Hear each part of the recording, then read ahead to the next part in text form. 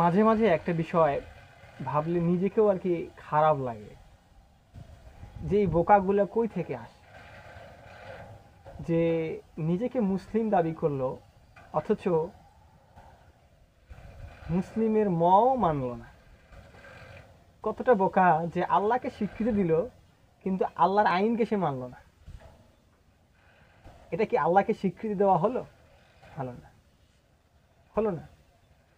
তো আমার একটা জিনিস খুব ভাবতে খুব খারাপ লাগে যে যিনি আমাকে সৃষ্টি করলো তার উপরে আমি কিভাবে টক্কর দিই। যিনি আমাকে বানাইলো, যিনি আমাকে সৃষ্টি করলো, যিনি আমাকে উদ্ভাবন করলো, যিনি আমাকে পৃথিবীতে পাঠাইলো, তার আইন বাদ দিয়ে আমি নিজে নিজে আইন বানাই নেব?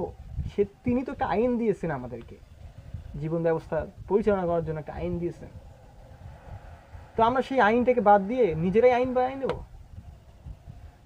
তোমরা যতই নিজেকে মুসলিম দাবি করো, কশ্চিন কালেও তোমরা মুসলিম নও নও নও। তোমরা মুসলিম হতে পারো নাই, হতে পারো নাই এখনো। কারা কারা? এই যে জাতীয় নাগরিক পার্টি বাই হয়েছে না, এনসিপি, তারপর হচ্ছে বিএমপি, তারপর হচ্ছে আপনার আওয়ামী লীগ, এই যে এই দলগুলা, এরা নিজের আইন প্রতিষ্ঠা করার জন্য, গুটি কয়েক মানুষের আইন প্রতিষ্ঠা করার জন্য উঠে পড়ে লাগছে। এরা নিজে নিজে আইন তৈরি করে এই আইন দিয়ে দেশ পরিচালনা করবে। এই বোকাগুলা কি বোঝে না যে এদেরকে যে একজন সৃষ্টিকর্তা আছে, এদের একজন রব আছে, তো ওই রব তো তাদেরকে একটা আইন দিয়েছে, একটা বিধান দিয়েছে, একটা আদর্শ দিয়েছে। এর পরশ তারা কি করতেছে? আল্লাহর সঙ্গে টক্কর দিচ্ছে। কেন দিচ্ছে জানো? কেন দিচ্ছে জানো? এরা হচ্ছে নাফরমান, এরা হচ্ছে অকৃতজ্ঞ। যতই এরা মুসলিম বলুক, নিজেকে পরিচয় দিতে পারে ভাইয়া মুসলিম, কিন্তু এরা মুসলিম না। ভাইয়া মুসলিম হওয়া তো সহজ না, মুসলিম হওয়া অত সহজ না। হিন্দু পরিবারে জন্মগ্রহণ করলে হিন্দু হওয়া যায়, খ্রিস্টান পরিবারে জন্মগ্রহণ করলে খ্রিস্টান হওয়া যায়, বৌদ্ধ ধর্মে জন্মগ্রহণ করলে তুমি বৌদ্ধ হতে পারবা, ইহুদি ধর্মগ্রহণ থেকে তুমি জন্মগ্রহণ করো, ইহুদি হতে পারবা। কিন্তু মুসলিম ঘরে তুমি জন্মগ্রহণ করছো তাই বলে তুমি মুসলমান কশ্চিন কালেও না। তোমাকে ভুল শিক্ষা দেওয়া হয়েছে, তোমার মুরব্বীরা তোমাদেরকে ভুল শিক্ষা দিয়েছে যে তুমি মুসলিম পরিবারে জন্মগ্রহণ করছো তাই তুমি মুসলিম, কশ্চিন কালেও না। যতক্ষণ পর্যন্ত না তুমি আল্লাহর আইনের কাছে, আল্লাহর বিধানের কাছে মাথাকে নত করতেছো না, আত্মসমর্পণ করতেছো না, ততক্ষণ পর্যন্ত তুমি মুসলিম নও। যতক্ষণ পর্যন্ত তুমি রাসূলের আদর্শকে অনুসরণ করতেছো না, ততক্ষণ পর্যন্ত তুমি মুসলিম নও। তোমাকে ভুল শিক্ষা দেওয়া হয়েছে ভাই, ভুল শিক্ষা দেওয়া হয়ে গেছে। ভাইয়া ইসলামটা তো সোজা না, ইসলামে দলভুক্ত হতে গেলে অত সোজা না। ইমান আনতে হয়, ইমান আনতে হয়। কারণ একজন ইহুদি ইচ্ছা করলে সে ইমান এনে মুসলিম হতে পারে, একজন খ্রিস্টান ইমান আনতে হলে, তাকে মুসলিম হতে হলে ইমান আনতে হবে। একজন বৌদ্ধকে বলো, হিন্দুকে যাই বলো, এরাও ইমান আনতে পারে আল্লাহর প্রতি, এরাও মুসলিম হতে পারে। তুমি মুসলিম ঘরে জন্মগ্রহণ করতে পারো, মুসলিম ঘরে জন্মগ্রহণ করতে পারো, কিন্তু ইমান না আনলে তুমি কাফের। আল্লাহর আইন সমূহ তুমি যদি মেনে যদি না নাও, তুমি কাফের। অতএব আমি বলতে চাই যে তোমরা যতই নিজেদেরকে মুসলিম দাবি করো, যারা এই মানুষের আইন বাস্তবায়ন করার জন্য আন্দোলন করতেছো, জীবন দিচ্ছ, জীবন নিচ্ছ, এরা কখনোই মুসলিম নয় যতক্ষণ পর্যন্ত তারা আল্লাহর আইনকে বাস্তবায়ন করতে যায়। যদি তারা আল্লাহর আইনকে বাস্তবায়ন করার জন্য যদি রক্ত জয়, জীবন দেয়, এটা সে শহীদের মর্যাদা পাবে।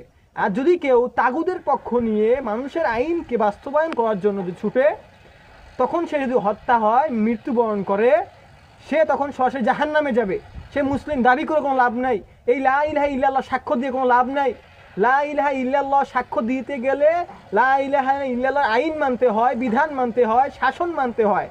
আপনি লা ইলাহা ইল্লাল্লাহ মানে আল্লাহ ছাড়া কোনো ইলাহ নাই এইটুকু সাক্ষ্য দিলা, কিন্তু আল্লাহর আইন ছাড়া যে কোনো আইন নাই, আল্লাহর বিধান ছাড়া যে কোনো বিধান নাই, আল্লাহর শাসন ছাড়া যে কোনো শাসন নাই, এটা তো তুমি মানলা না।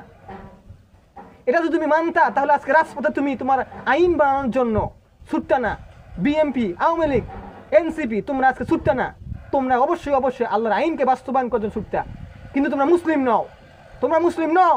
তোমরা ততক্ষণ পর্যন্ত মুসলিম হতে পারবে না যতক্ষণ পর্যন্ত না তোমরা আল্লাহর আইনকে বাস্তবায়ন করার জন্য তোমরা ছুটতেছো। তোমাদেরকে আমি আহ্বান করি, তোমরা আল্লাহর আইনকে প্রতিষ্ঠা করার জন্য এই দেশের লক্ষ্যে উচ্চ পর্যায়ে নিয়ে যাওয়ার জন্য তোমরা চেষ্টা করো।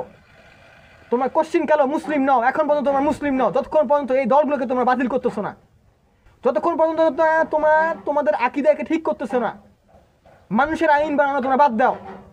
আমরা আমেরিকার দালাল না, আমরা আমেরিকা দালালের গোলাম নই, আমরা কারো পা চাটতে জানি না, আমরা মুসলিম। আমাদের শক্তি হচ্ছে আমাদের আল্লাহ। অতএব আমাদের ইমানি শক্তিকে আমরা জাগ্রত করব। আমাদের গণতন্ত্র না, হ্যাঁ গণতন্ত্রকে এই জনশক্তিকে আমাদেরকে সবাইকে মিলে আল্লাহর আইনকে বাস্তবায়ন করার লক্ষ্যে ছুটতে হবে। এটা ঠিক আছে, কিন্তু আপনি গণতন্ত্রের নামে মানুষের আইন বাস্তবায়ন করবেন, এটা কোশ্চিন কালো ঠিক না। তাই আমি আদৌ আপনাদেরকে আহ্বান করি যে আপনারা এই সমস্ত বাজে দলগুলো পরিত্যাগ করে ইসলামের পক্ষ নিয়ে, ইসলামের আইন, আল্লাহর আইন আপনাকে আমাকে যে বানিয়েছে ভাই, তার আইনটাকে বাস্তবায়ন করার লক্ষ্যে ছুটেন। এর জন্যই আপনি মুসলিম হবেন। এটা হচ্ছে প্রকৃত ঈমান আনা, লা ইলাহা ইল্লাল্লাহ। এর অর্থ হচ্ছে আল্লাহর আইন ছাড়া কোনো আইন মানি না, আল্লাহর বিধান ছাড়া কোনো বিধান মানি না, আল্লাহর শাসন ছাড়া কোনো শাসন মানি না। তো আপনি একটা মানলেন, আল্লাহকে সৃষ্টিকর্তা হিসেবে মানলেন, কিন্তু আল্লাহর আইন মানলেন না, আল্লাহর বিধান মানলেন না, আপনি কিভাবে মুসলিম হন? আল্লাহর একটা কুরআনের আয়াত যদি কেউ অস্বীকার করে, সে কাফের সে। অতএব আমি আপনাদেরকে বলতে চাই, আপনারা আসেন, আপনারা এই সবাইকে মিলে, ভাই আপনাদের সবাইকে লাগবে ভাই, সবাইকে লাগবে।